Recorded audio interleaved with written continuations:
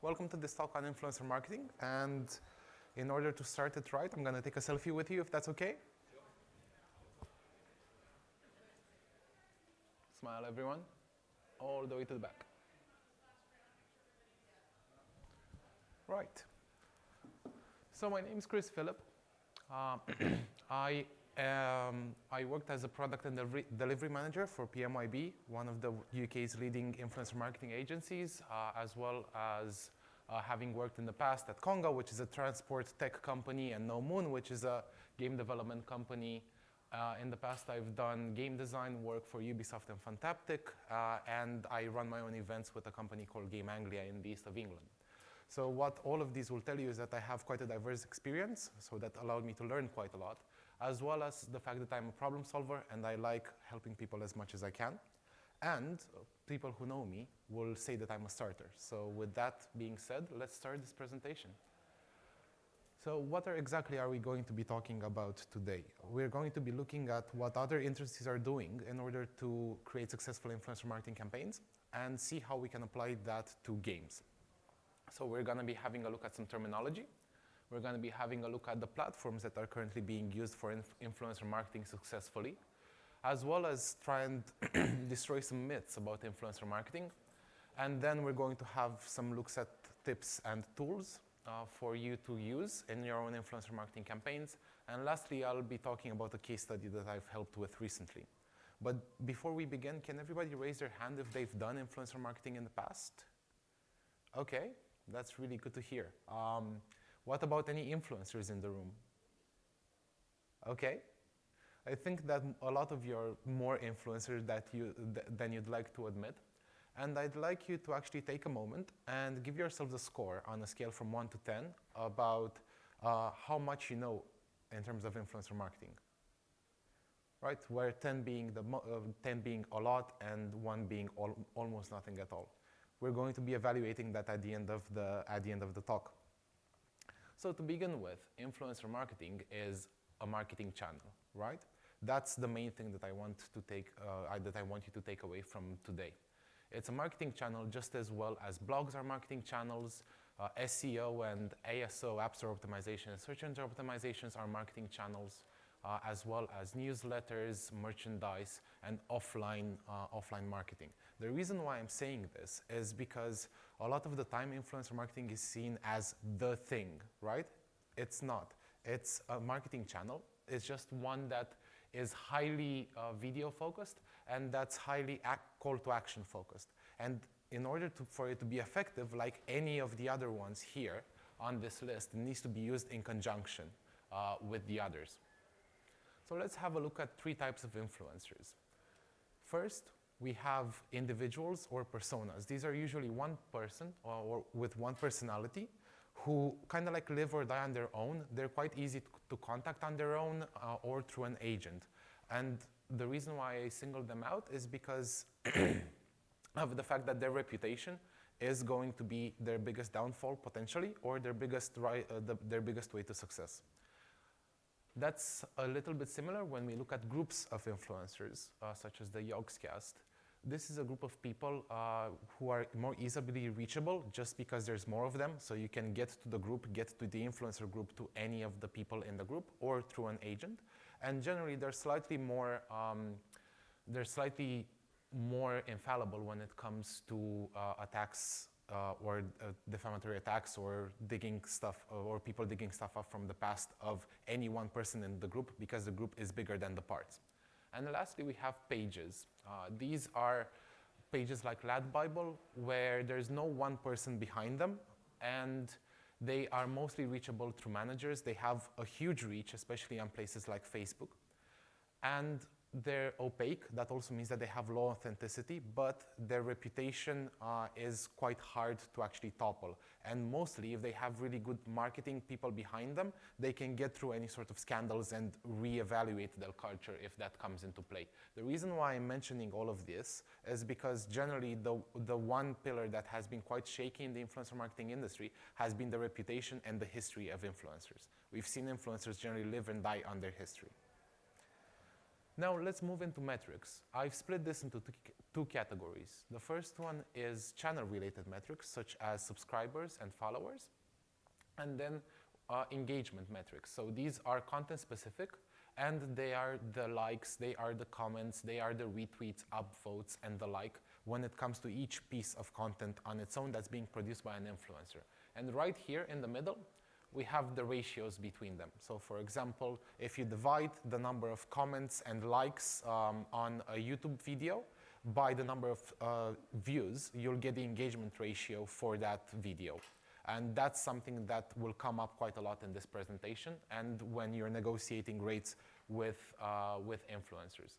Now, what's interesting about these two types of metrics is that the ones on the left are what we call vanity metrics. These can be quite easily faked, and they're not necessarily going to lead to increased sales or increased engagement for your products.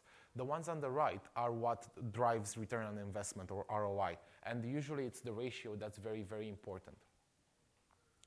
Now let's have a look at demographics, and this is how generally demographics will look like for a YouTube video, as we can see here. These are split into three categories. You have location, age, ranges, and a binary gender split when it comes to the demographics for a single influencer or for a piece of content. But what I would like you to keep in mind whenever you're thinking about influencer marketing and influencers for your games is to not just think about the audience and the demographics that are having a look at the influencer, but also have a look at the influencer themselves. So where are they based? What do they like? What's their tone? All of these are going to help you target your products a lot better and find your influencers a lot better in order to drive higher ROI and better actions. So let's have a look at the demographics that are available per platform. Instagram and YouTube have some of the best demographics out there, especially at the basic level, where you have locations up to city, 7 age range brackets, and the binary gender split, as I mentioned. So when you're thinking about your games and you're thinking about who your target audience is, generally these are really good bits of demographics to think about. Then what I really found interesting about Twitter is that it's a social media platform where everybody has, in the US, has access to location demographics for location data for their followers, as well as income, consumer behavior, interests. No other social media platform allows you to see this right off the bat. And with Twitter, unfortunately, this is US only, but I thought that was really interesting because it allows you to do a deep dive into who it is that actually follows those people on Twitter in the US. And lastly, I want to mention Twitch because I think at the moment, their demographics data is quite behind. We can only have access to the number of followers. We don't know their age ranges. We don't know their locations. And generally, that's going to hurt an influencer marketing campaign that's done on Twitch because it will be quite hard to assess the impact or to assess who exactly we're targeting. So before we go into platforms, I want you to raise your hand if you've learned something that you didn't know before from the previous slides. Okay, that's good. That's a good start. Yes, I like that. Let's have a look into what platforms are popular in 2019 at the moment. YouTube is the original platform for influencers. And the way that this next series of slides will go is I'll go into the type of content that can be produced by influencers on the platform, and then give you a few tidbits and something that I like personally or I find interesting about the platform. So YouTube, the types of things that you can create are full-on series, which I've seen, for example, KFC do really interestingly recently. And what they did was that they basically sponsored the creation of a series where they did heavy product placement as well as cultural placements. And that's something that you should be thinking about when it comes to your game. It's not just about the product itself, but the type of mentality it promotes and as well as the type of culture that it helps create. So in terms of series, one example that comes to mind when it comes to games is a series that was done for the latest Tomb Raider, where they actually took influencers out into the wild and had them do extreme sports. So that was quite interesting. It led to quite a lot of engagements. And at the end of the day, it just talked about Tomb Raider, right? It wasn't specific in-game content that was being used for that. It was just influencers being the Tomb Raider.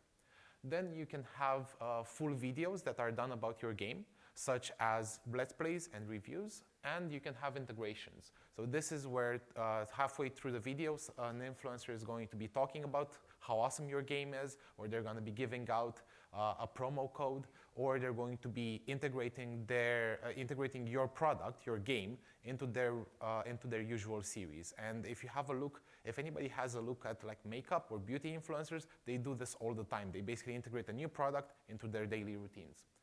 What YouTube has been doing lately is also they have stories, they have YouTube Live, YouTube Gaming, and YouTube Red, and those haven't been explored that much. That's something that I'll go into in a bit, but I would like to see more influencer and sponsored activity around that. So 3 things to keep in mind about YouTube is that they have the second widest demographic range out of all of the social media platforms out there. So wherever you are on that age range, for example, you can most likely find your audience on YouTube. The action potential is limited on mobile simply because you can't easily access the description of the video by default. You have to do an action to get there. But on PC, it's more likely the best engagement-driven platform. And lastly, it has the highest cost of all platforms because that's where influencer marketing got started. So as I said, if you have a bigger budget, do allow 10 or 20% of that budget to be spent on influencers creating content for YouTube through YouTube Live or through stories, and see how that goes. At the moment, the industry doesn't have that much data on that, and we definitely need more data. So if you have a budget, then definitely do try that. Next, Instagram. Instagram, I gave the subtitle of Analytics Plus because they have the best analytics and the most reliable analytics of everything I've seen for a full range of content. So you can create stories, which are the highest engagement content of everything that's out there, which is absolutely amazing. You can create image posts or video posts with your game or with your product, as well as having access to Instagram Live and Instagram TV that, again, we don't really have that much data on. The reason why I said this is Analytics Plus is because for all of these, you have almost real-time access to the data of to the analytics of how well your content did. So you're able to then tweak and change your content as needed, even from one story to the other. So 3 interesting things about Instagram is that the demographics are heavily skewed towards younger people. So if you're doing a game that's for older audiences, such as an RTS, maybe don't go with Instagram. They have the highest engagement and conversion rates on mobile, simply because the story, and that's solely through the stories format. What the stories format allows you and gives you, and I think this is amazing, is that it gives you the unrequited attention, it gives you the full attention of somebody for 10 to 15 seconds on the full screen of their phone. And if you have a simple call to action, if you have a code, if you have a timer, like we do here, then those are things which are going to drive engagement. They're going to drive action, right? As game developers, a lot of us have integrated things like timers into our games because we know they work. That's why Instagram added them as well. And lastly, the costs for Instagram influencer marketing are going to vary wildly based on the region. A story that I have was for a campaign that we were doing where we were targeting the East Asian population, and the prices suddenly went, I think, to something like a 10th or a 5th of the prices that we had for the Western Hemisphere, simply because they were influencers who, although had the numbers, they didn't have the experience to ask for a lot of money. So your prices are going to vary quite a lot. So another thing that I like to suggest is to use Facebook's, because Instagram is being owned by Facebook, you can use their ad targeting tools in order to repurpose content that's being created by influencers. If you have clever contracts, you can use a story and repurpose that into an ad that's being shown on Instagram. And we've seen that work really, really well, both across Instagram and Facebook. Speaking of Facebook, it's not just for old people. You can create a huge range of content on it: text, images, videos, stories, boosting all of the above, as well as creating sidebar ads. So the reason why, as well as video image ads, yeah, and that's where we stop. The reason why I really like Facebook is because, as I said before, you have really good really good ad targeting tools, as well as creating a whole range of content. So this allows you as game developers to think really well about the type of content that you want influencers to create, and the freedom space, the creative space that you can allow an influencer to create in. It's not, if you're going for Instagram, most likely they're going to be creating stories. But if you're going for Facebook, you can work with creative writers, you can work with people who have really good, really good graphic design skills, not just video editing skills. So 3 things about Facebook. They have the widest spread demographic range, as well as mainly being the best tool for driving awareness towards your product.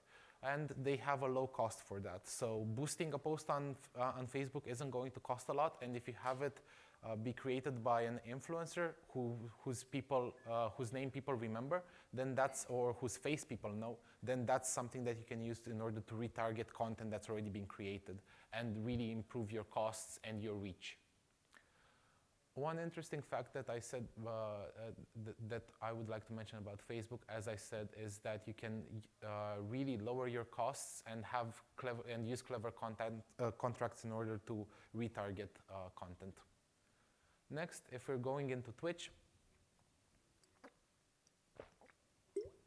the content that you can create on Twitch, basically full Let's Plays or integrations, as we've seen on YouTube as well, but this is a gaming-only platform, right?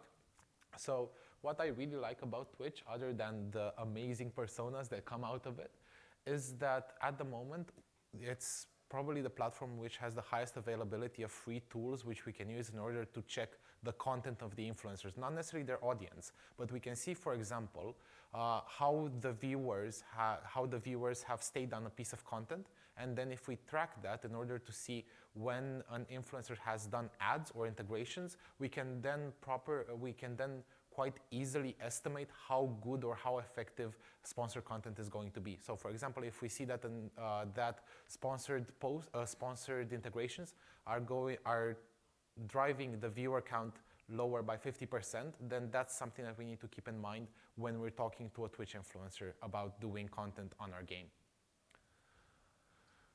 They are also centered around gaming culture and, as before, cost very wildly, especially based on reputation and based on experience as well. So anybody here has done ads on Twitch working with influencers? Okay. Are you getting the same experience in terms of, yeah, okay, good. So what's really good about Twitch and what I like about it is that people are part of our community. So we'll be able to find Twitch influencers here. We can go to TwitchCon, we can go to Twitch networking events and actually meet the influencers. And that's something that if we put enough time into, it's going to allow us to actually drive the prices down a little bit for us in order to do those campaigns. And we need to also remember that gaming is a passion project for a lot of people, as well as a business. So don't expect things for free, but at the same time, if you have a cool game, you'll most likely get better prices from Twitch influencers. Next, TikTok. Anybody here have a TikTok account? Okay, anybody? Yes. Anybody here know what TikTok is?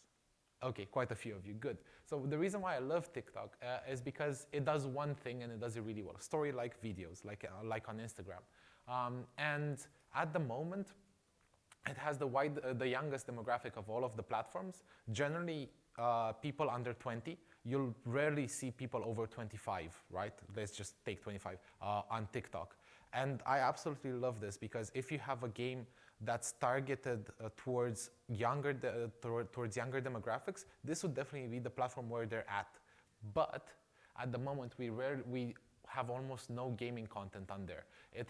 It's very widespread outside of the Western Hemisphere. So if you're going with Asia, if you're going with South America, even if you're going with Eastern Europe in terms of where you're targeting your game, a lot of young people are going to be on TikTok there because it's highly viral, it's really easy to consume. And also, what I really like is that tools are now coming online both for search and for analytics for TikTok. So there's a really big white space there where people haven't done gaming influencer marketing campaigns on TikTok that we can totally target. And I would love to be part of the first successful gaming campaign on TikTok. So if you're interested, let me know after the presentation. And lastly, Jiffy or Imager. By the way, I'm the GIF type person. I apologize to all the GIF type people in the room. The reason why I'm mentioning this is because we see a lot of brands actually use GIFs and reaction GIFs effectively as marketing tools out there. So you can create reaction GIFs, content GIFs, and stickers on Jiffy. I've seen Dior go really big, and a lot of fashion brands go really big into stickers on Jiffy because they're being used heavily on stories, both on Snapchat and on Instagram. So think about that. Think about what types of content you could create on these platforms. In addition to this, they are huge awareness tools. So Sony, for example, the film studio, not the game studio, the film studio has, I think, about 24, 25 GIFs on their official Jiffy channel. And those have been used over, I think, 100 million times. So those are people who are looking for reaction GIFs, who got GIFs from the most recent Spider-Man movie. And because they used that, they increased awareness of their film. But oddly enough, I haven't seen any game studios have official channels on Jiffy. So you can be pioneers. Everybody in this room can be pioneers. They lead to high virality, as well as it's important to keep in mind that it's quite hard to assess the reach and the actions that were taken. While we know how many times they were used, we don't really know if they were used, say, in a Discord where maybe 2,000 people have seen them, or in a private conversation between two people. But we do know how many times the GIFs have been sent in conversations. So what I really like is these reaction GIFs, which were created by Sony Santa Monica, using the God of War, the God of War models and animators. And I think this actually stands as a testament to our unique power as game developers. We can totally use our animators and we can totally use our graphic designers in order to create really cool, engaging GIFs, especially if we do it as a team building activity, like a game jam, right? Think about taking half a day off on a Friday as you're reaching the end of your game development production cycle and just creating GIFs. Having everybody in your team create reaction GIFs or content GIFs, and then having your PR/marketing people create a channel for your studio and then putting those online. Alternatively, what you could do is you could work with GIF creators, and if you want subreddits for GIFs, let me know, I can hook you up, to help to basically hire them as we would an influencer to create GIFs for us from our games. Right, show of hands, who learned something new over the past few slides? Yes, almost everybody. Good. I'm really happy to hear that. Right, let's dive right into myths. First myth, influencer marketing is either very cheap or very expensive, and like having those as the extremes. There's definitely not a slider in between them. Well, actually there is. Influencer marketing is as expensive as we want it to be. So if we want to do it cheaply, we can do it cheaply. If we want to do it expensively, we can do it expensively. If we choose to do it cheaply, who is an indie in the room, an independent developer? Okay, who works at a bigger studio in the room? Okay, good. There's tips for both sides of this. So if we want to do it cheaply, we need to remember that time is money. And if you don't have a budget, you should totally hustle, look for the influencers, try and work with them to do barter systems or to drive the price down or find people who are cheaper. And remember that time is your most valuable resource. So if you don't have money, you will most likely, hopefully have time, and you should be using your time to drive the prices down. If we do it this expensively, we need to compare it with traditional advertising, right? Remember that Pepsi spent $1 million just redesigning their logo. Guinness spent $16 million on an advertising campaign. Those are types of prices which we can think about when we think marketing, right? So why would influencer marketing be different if we're going to be using people with millions of followers with really high engagement, right? A lot of people don't think about that when they say, oh, influencer marketing is too expensive. Not when you compare it with like really big traditional marketing. Influencers are creative, so a lot of the time they're going to help you create influencer marketing campaigns, and they're going to actually take away some of the costs that you would pay people to come up with ideas, especially if you work with them throughout the creative process. And we need to remember that if you do have a marketing budget, you should use it. And why not use it on influencer marketing as one of your marketing channels? Next, all influencers have fake metrics. While followers and comments and upvotes and engagements in general can be bought, something to keep in mind is that you can track these. There's plenty of tools out there that you can use to track these, either automatically or manually. And what's really cool is that a lot of the time, growth search and into influencers, especially on platforms like YouTube, Twitter, and Instagram, is free. You'll almost always be able to find a free tool to use just to see if an influencer has fake followers or has had a really weird growth curve. And we'll actually go into that in a sec. Or, if you don't want to do that, if you don't want to go and use tools, work on a recommendation system, right? Everybody here in this room was interested in influencer marketing. Some of you have actually done influencer marketing campaigns. So have a look around and talk to these people and see who has used influencers before, who they've had a really good experience with, so that you can use the same influencers as them. Or lastly, if you don't want to do either of these and you do go through 1, 2, 3 influencers where you see weird growth curves, keep in mind that there are many influencers out there, especially in this day and age. So if at first you don't succeed, try again. And in the end, you will end up finding people with really organic, cool growth. Next, you can never measure return on investment. I absolutely love that GIF. It's from the official Saturday Night Live channel on Jiffy. And what I'd like to begin with here is that in order to measure your return on investment, you need to first define your goal. And keep in mind that goals should be SMART, right? Specific, measurable, achievable, realistic, and time-bound. If they're not specific, then you and the influencer are going to have completely different goals in mind. If they're not measurable, you won't know when you've actually got there. If they're not achievable, you'll end up having results, but not through good practices. So if you want to see campaigns which probably achieved their metrics, but they had a really negative impact on the game that they were promoting, search for worst mobile ad games on YouTube, and you'll see quite a few examples there of influencer marketing campaign done wrong. If they're not realistic, then you and the influencer are going to have a bad time because shortcuts will be taken. And if they're not time-bound, then you and the influencer are going to be thinking in completely different terms. You'll create confusion, and not a lot of good things are going to come out of that. Keep in mind that also return on investment needs to be defined. So what is it that you want out of your influencer marketing campaign? Is it, do you want sales? Do you want website visits? Do you want engagement on the content that's being created? Or do you actually want user-generated content? All of these are goals, and they can lead towards higher sales or a higher profit margin at the end of the day. But you need to keep in mind that it's not just sales, right? People also need awareness. People also need to actually engage with your brand. And lastly, you need to find your analytics tools in order to measure these. So a few of them are Bitly or AppsFlyer if you want to go into the premium part of link tracking. Or you can just use traditional cookie and attribution tracking, like the UTM parts of a lot of URLs. The next method is that you should always, and you can always do it on your own.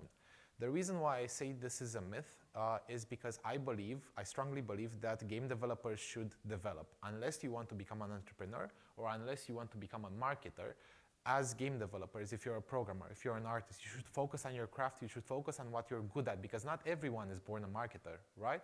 We have different skills, and we should try and combine those as much as possible. You shouldn't be spending most of your time trying to track down influencers when your game's still in alpha and you have a release coming up in 3 months. Think about your budget, and again, this is going to come up quite a while. Is it that you have more time or money on your hands, and then try to balance those? Work smart, not hard, and think about whether or not you can delegate. So for example, one thing that you could do is you can work with a local college or university to hire an intern, not free internships, in order to allow them to manage your influencer marketing campaign, right? They're most likely going to know the influencer marketing space much better than you are, especially if you've been like developing for a very long time and you didn't keep track of influencer marketing. And most likely they're going to be able to do a good job with a relatively low pay, improving your return on investment. And something to keep in mind is that influencer marketing is a multi-billion pound industry for a reason, right? There's agencies out there. I think there's, at the latest study, there were like 650 influencer marketing agencies worldwide, with the rate of them grow, which were specific for influencer marketing, with a rate of growth of about 33% over the past year, right? So keep in mind that there's a reason why it's an industry out there. You can't always do it on your own.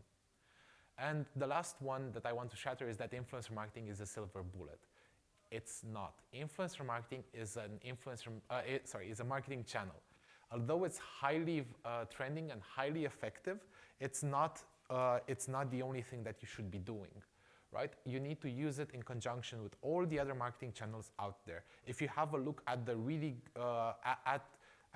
have a look at the tube ads, have a look at the mobile ads that you're getting, which aren't influencer related, and then have a look at influencer marketing that's being done by the same companies. Most likely those are going to convert much better because you're helping raise awareness first, and then you use influencers as like the final punch to get people to actually act.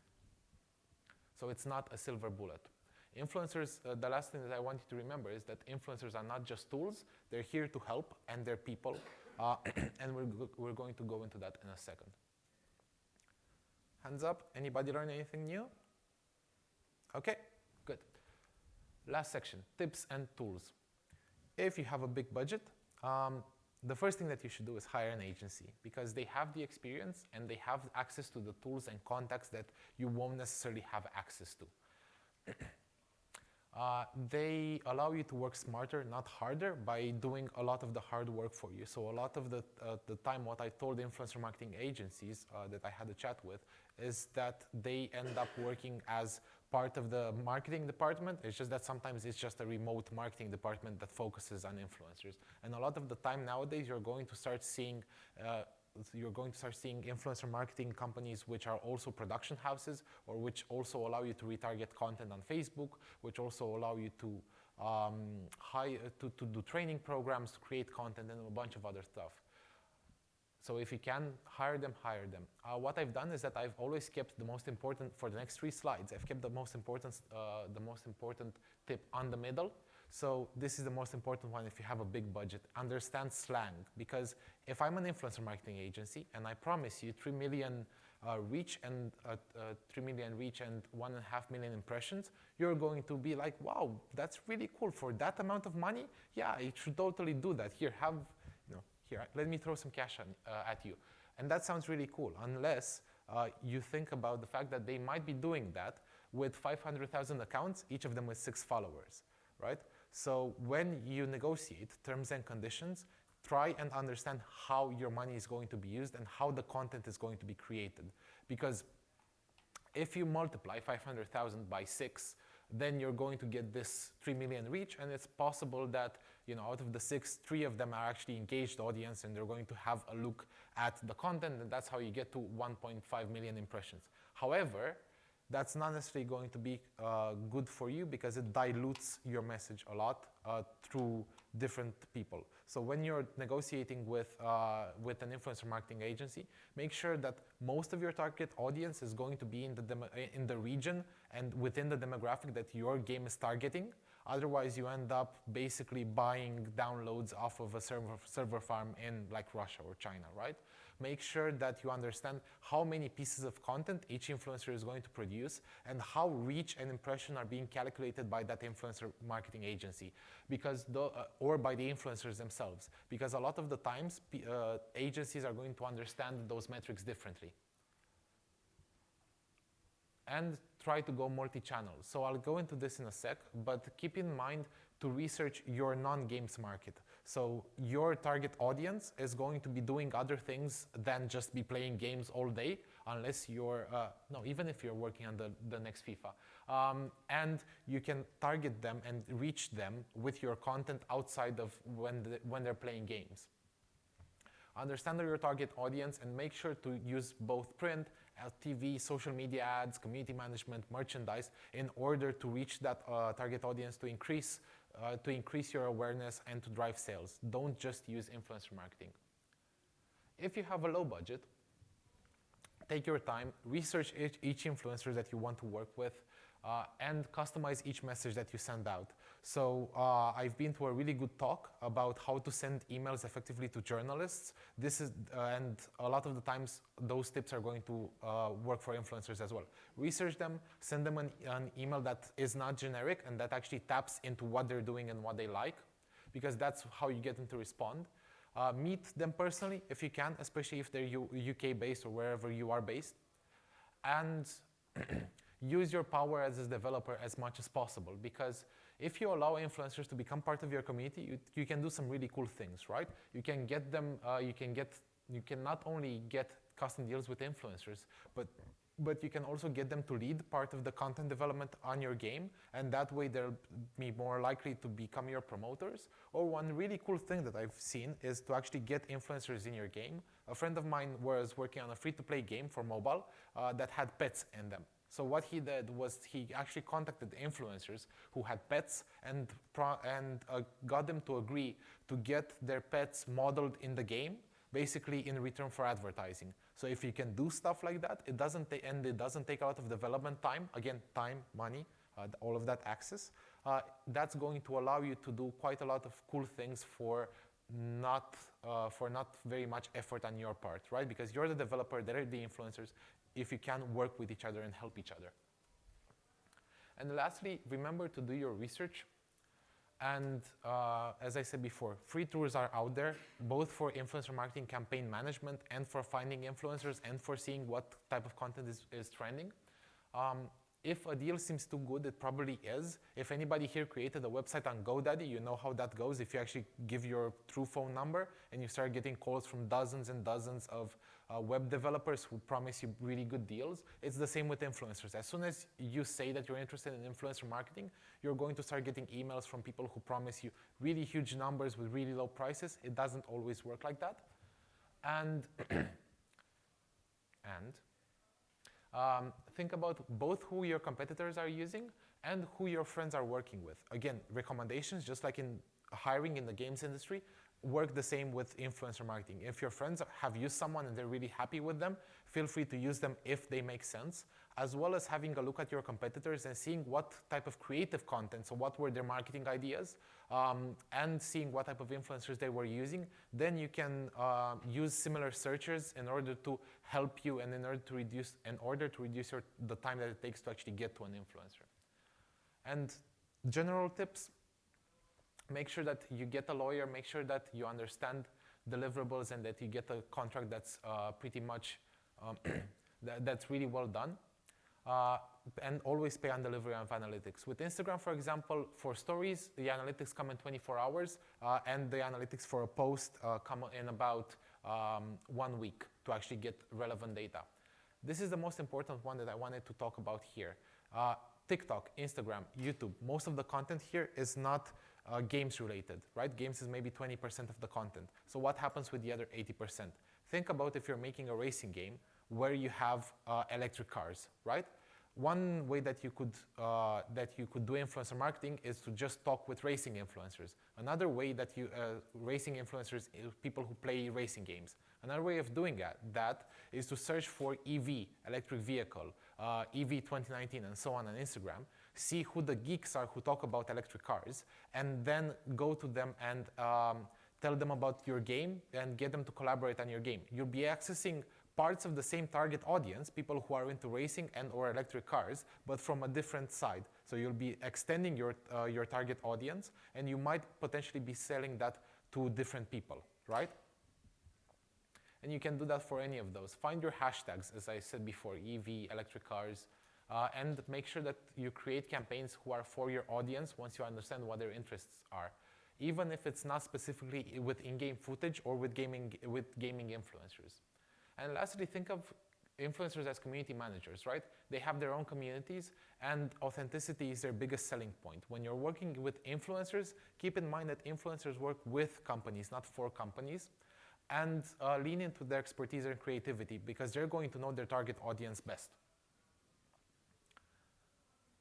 So, as I said before, let's have a look into tools. So Bitly is a free tool that allows you to create short links, and it allows you to track link clicks, what platform people are coming from, and what place they are coming from.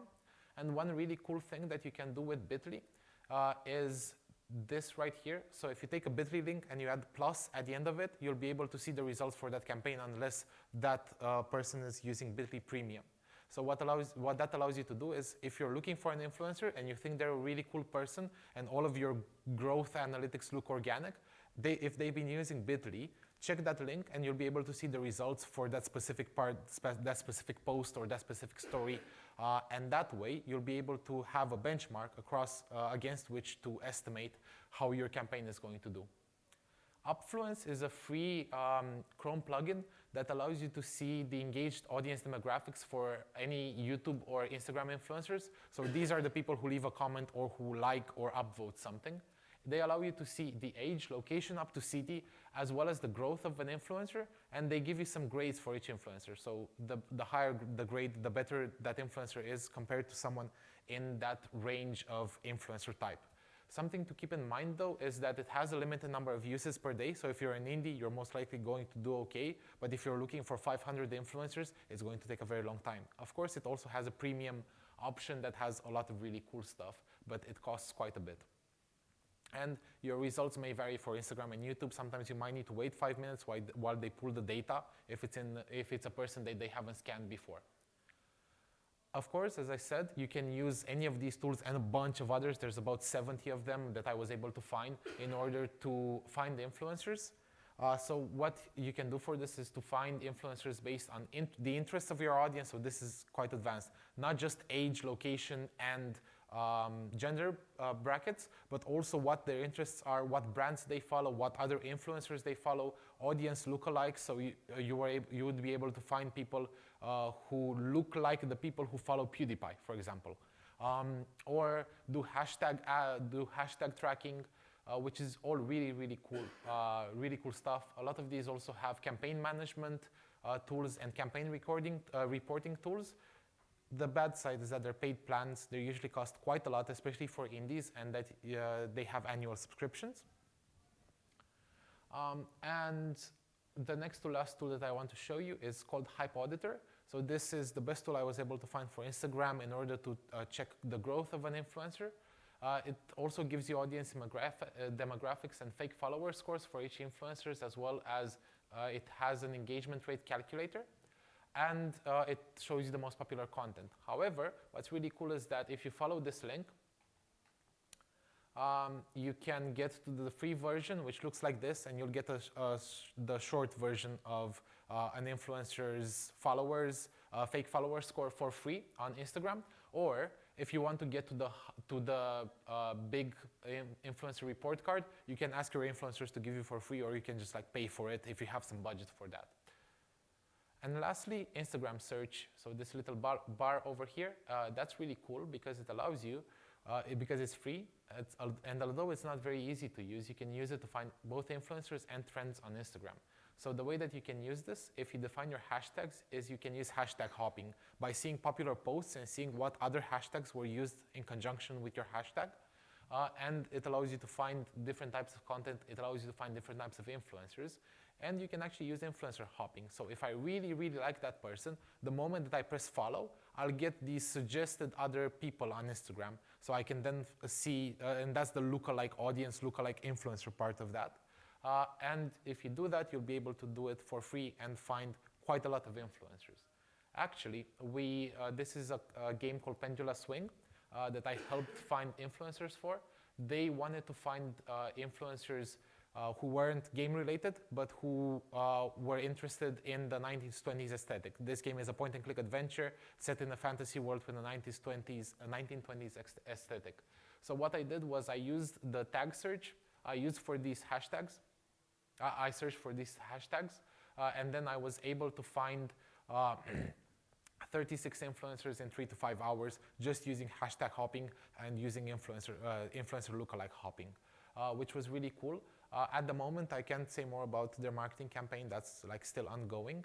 But this shows you what you can do with a free tool and with time on your hands.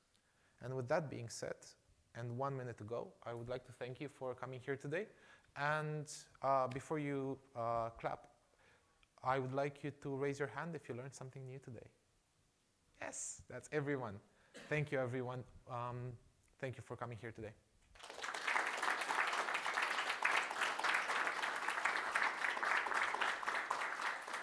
Also, remember that score that you gave yourself at the beginning about how much you knew about influencer marketing? Think about what score you'd give yourself now, and raise your hand if you would give yourself a higher score. Yes, nice. Thanks. Any questions? I think we have 1 minute left. Okay, 5 minutes left. Really quick 5 minutes. Sure. You said about TikTok hasn't been used much for games campaigns yet. TikTok's actually just been announced it's under investigation by the Information Commissioner's Office in the UK because of the way it uses children's data. Does that sort of thing affect which platforms a developer should use for influence marketing? Sorry, I'll start talking through a microphone. Hello. Should developers be aware of which platforms they're using if, for example, in the example of TikTok, they are under investigation for the use of children's data, or there is a stigma around how they affect or can influence younger viewers? How does that affect your marketing plans? That's definitely something that you should keep in mind. I was not aware of that. As I said, I know they recently started rolling out their analytics and search tools. And I know that there is currently a race going on around which fashion companies can do their first really successful campaigns, as well as beauty. So I think that that's something that's going to regulate itself going forward, and it's definitely something that if you're interested in TikTok specifically, or if you're making a game for a younger audience, you should keep up with, right? And that's the same with influencers. So you should always do your background checks on influencers to make sure that they don't have people who really, really hate them and they try to denigrate them, or people who, or to make sure that your influencers haven't been in like scandals, right? So it's the same with the platforms. YouTube is also an example that has been under fire quite a lot over the past few years, but that hasn't stopped people doing influencer marketing campaigns on YouTube. So it's just something to be aware of and to think about how you would like to associate your company and your game with the platforms that you're using. Does that answer your question? Cool. Other questions? Okay, cool. Thank you very much for coming here. Oh, sorry, one question. Where are you from? Originally from Romania. Cool. Thank you so much for coming here today, and have a really nice develop.